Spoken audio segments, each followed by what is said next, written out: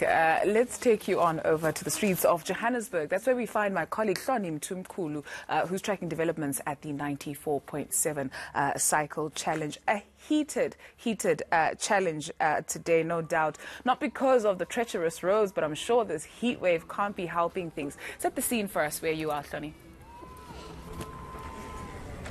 Yes, Juju. So while other people go about the business of doing regular things on a Sunday morning, about 20,000 people, between 20,000 and 30,000 people have decided that they want to cycle 94.7 kilometers through Johannesburg. And as you mentioned, of course, it is the last day of the heat wave. And according to eNCA weather, temperatures were expected to begin at about 18 degrees this morning, rise to about 25 degrees in mid-morning, and then up to about 33 degrees when most of the cyclists are expected to come through here and to go around the route.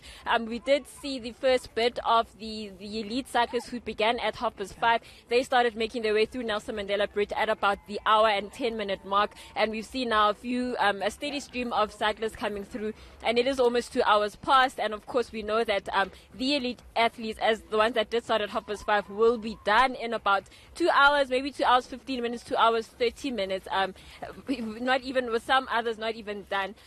One of the big features, of course, of this year's cycle challenge is the reverse route. So no one can even tell you what time they're expecting to do, because of course it is a new route, or it is a new round. It's an anti-clockwise route, and no one's quite sure how they do it, but we do hope that the sun won't be too much for them and they'll be okay. Yeah, just how much interest has this generated? I hear some noise in the background, people cheering on the cyclists to keep going in spite of the heat. Well, we did have to move from the one side of the bridge to the other side because there's quite a bit of noise on the other side. So this noise that you're hearing now is nothing compared to what's happening on the other side. But it is still a bit early, so the Braamfontein crowd hasn't quite woken up yet. But we do expect that along the route, even along Jansmaat, and then going back to River Sands where the race ends, that there will be people along the way. I mean, roads are closed and people are expected to come out to show their support. That's where we leave it. Thank you very much, Hloni Mtimkulu.